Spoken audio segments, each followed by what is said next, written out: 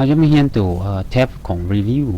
แท็บของรีวิวก็จะบ่มีอย่างหลายเนาะมีแต่ว่าเขาอยากเช็คว่า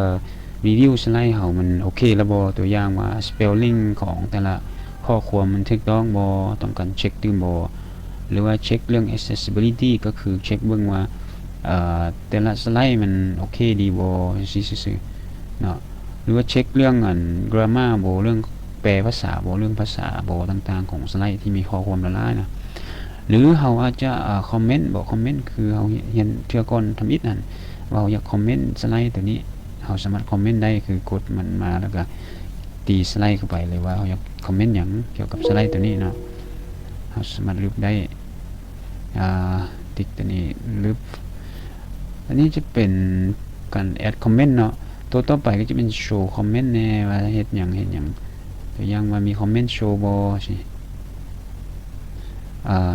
อันนี้จะเป็นโชว์คอมเมนต์ว่ามีคอมเมนต์บนในสไลด์นี้อันตัวทางท้ายนี่จะเป็น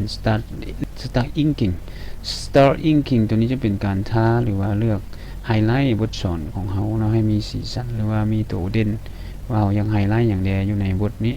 เราก็สามารถไฮไลท์ได้เนาะแล้วก็จึงพรีเซนต์อย่างสินะนี่เป็นการใส่สีเข้าไปเติมอันนี้จะเป็นตัวลบออกไปเครื่องมือบิ๊กเนาะโอเคท่านี้ก็จะเป็นการรีวิวส่วนตัววิวอันสุดท้ายเลยก็จะเป็นวิวแท็บเขาอยากสรุปให้เบิ่งว่าสไลด์ของเขาเนี่ยอยากใส่เป็นเลเยอร์แบบใดเขาอยากสามารถโชว์ได้โดยการคลิกเบิ่งว่าอยากโชว์แบบสไลด์แบบ2อันบ่อันเดียวบ่สิเขาสามารถแบบ reading บ่สิเนาะเขาสามารถใส่สไลด์ของเขาหรือว่าสไลด์ master บ่เขาอยากเฮ็ดเป็น master บ่แบบมีแต่ละขั้นแต่ละอันบ่สิหรือเอาแบบมักเป็น handout พรีวิวแบบ6สไลด์โตนะเพราะว่าเขาอยากพิมพ์นะเขาสามารถเลือกเป็นรูปแบบได้เนาะอันนี้เป็นการวิวหรือว่า note master บ่วิวแบบ ruler บ่มีไม้บรรทัดมีรูปสี่เหลี่ยมบ่มีกริ้วต่างๆนะแล้ววิวแบบมีขาวดำบ่สิเป็น back to color view นี่เขาสามารถเลือกได้เนาะ close master view อันนี้เป็นการวิวเนาะเขาวิวแบบอันนี้ normal มันแบบอันเขาใส่แบบนี้บางคนเขาอาจจะมักแบบอื่นแน่ก็แล้วแต่เนาะส่วนหลายก็บ่ค่อยได้ต้องวิวตัวนี้อันนี้จะเป็นพวกซูมเนี่ยขยายเพิ่มขึ้นจากเปอร์เซ็นต์ที่ซื่อๆเครื่องมือแบบ fix to window บ่สิ